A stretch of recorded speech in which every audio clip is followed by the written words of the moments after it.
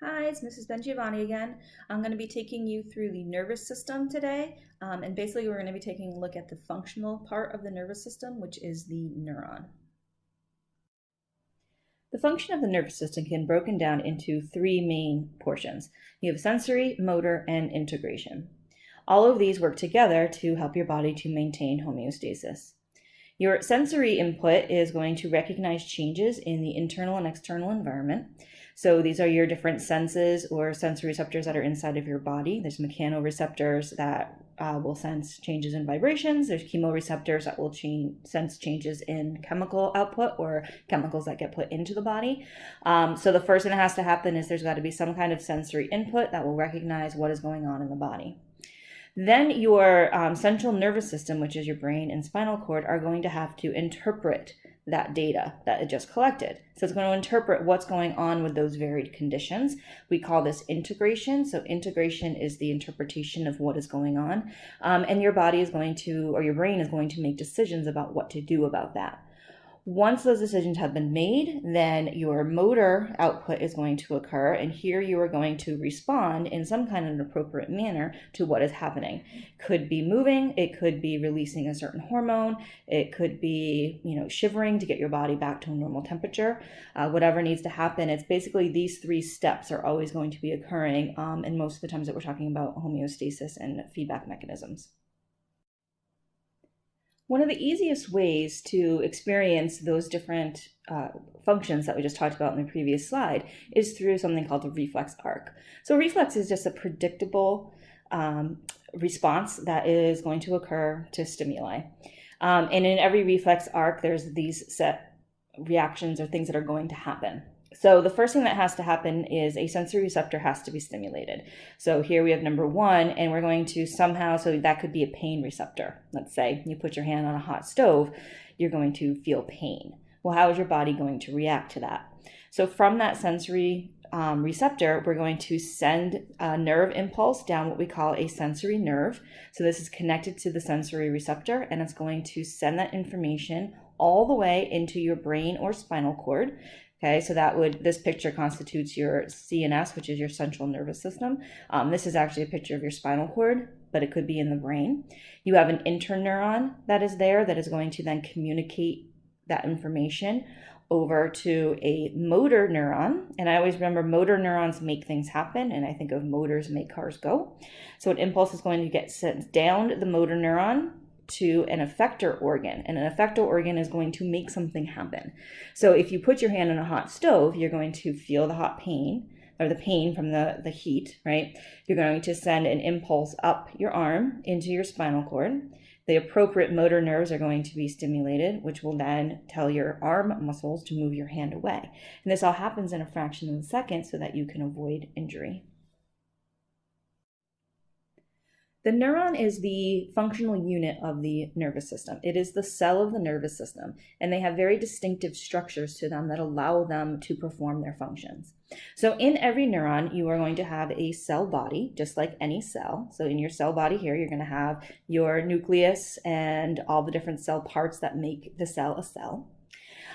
Dendrites are these projections that come off of the cell body, and what happens with these is they are there to receive a stimulus from another cell. So we'll talk about what that is a little bit later, but they're going to receive basically information, and that information will travel through the cell body, and then we get to the axon, and information is then going to go down the axon away from the cell body in the form of impulses in something called action potential. The axon has several other structures that are a part of it that make it really important. At the very end of the axon, you have what are called axon terminals. Axon terminals are basically the ends of the axons, and they are going to form part of the synapse where one neuron will communicate with another cell. You also have these pockets of fat that are called myelin sheaths here. And myelin sheaths are going to help protect the axon. And in between each of those sheaths, there is a little opening called a node of Ranvier. And these are spaces that are going to increase the speed of a nerve impulse. Because basically what happens is an impulse is going to come down, and then it's going to jump from node to node as it moves down the axon. And it makes it happen a lot faster than if the impulse had to travel through the entire axon all the way. That could take a lot longer. So this diagram is showing you how one neuron communicates with another neuron. This could also be a neuron communicating with another cell. But we're going to start right here. So here we have an axon of a previous neuron, and it is going to connect at this little space called a synapse. So these are the axon terminals right here that are connecting to a dendrite of the neighboring cell. The impulse is going to come into the cell body, and it's going to travel down that axon until we get to the axon terminals of that second neuron. Then we are going to have another synapse here, and that's going to connect to dendrites on the next cell, and the impulse is going to continue on through that impulse. And so your nerves are made up of a series of these neurons connected end on end on end.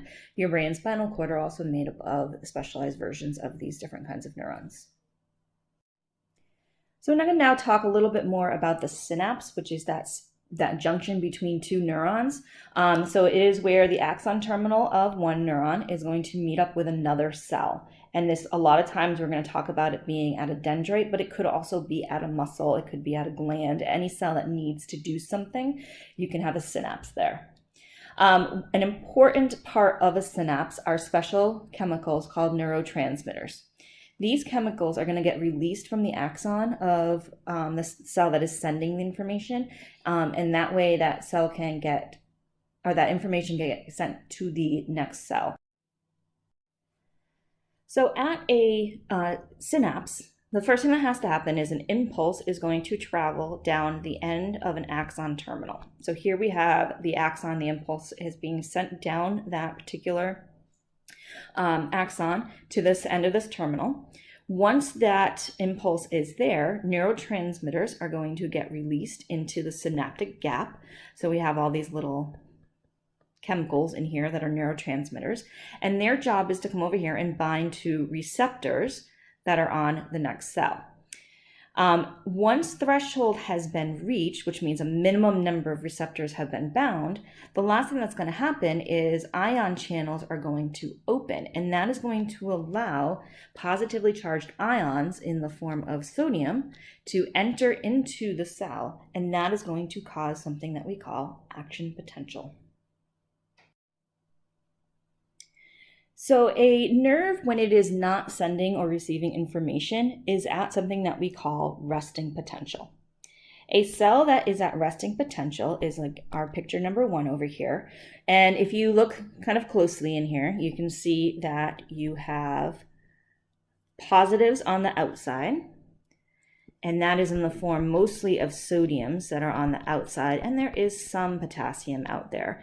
But overall charge on the outside is positive, and the overall charge on the inside is negative. So that is when a cell is at resting potential.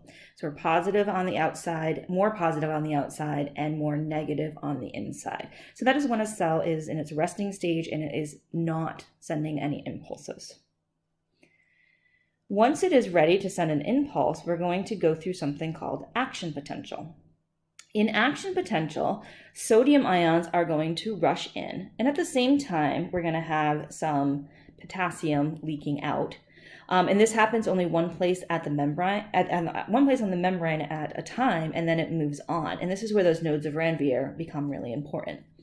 So if we take a closer look at action potential, here, you can see we've got some sodium ions that are up here, and they are going to rush into the cell. So they have a positive charge. And so when a whole bunch of them rush into the cell, what that's going to do is it's going to temporarily, just at that spot, make the outside of the cell is now going to be negative, and the inside of the cell is now going to be positive. And that's what we call action potential. Once that potential has reached there, it then triggers this to continue happening the rest of the way down the cell. So once action potential has happened, it then has to move itself back to resting potential.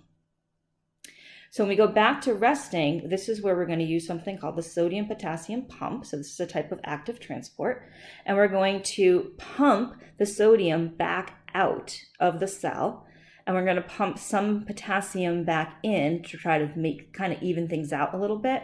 But that's going to basically put us back into this resting potential where we are going to be back to a positive on the outside and negative on the inside.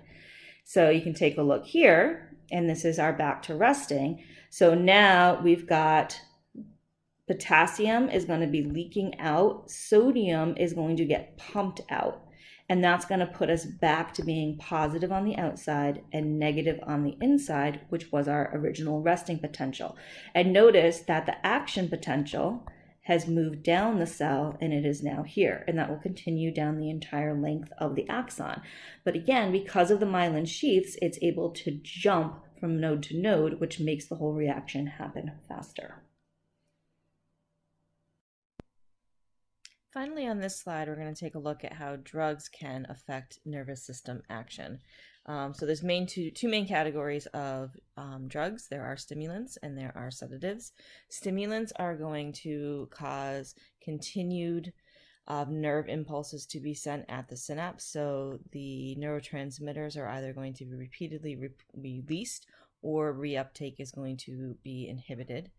In a sedative or depressant, we typically are going to be blocking different kinds of receptors, which is going to either keep neurotransmitters from being released, which happens with marijuana, or we're going to block certain receptors that are going to inhibit the impulse from traveling down the next neuron.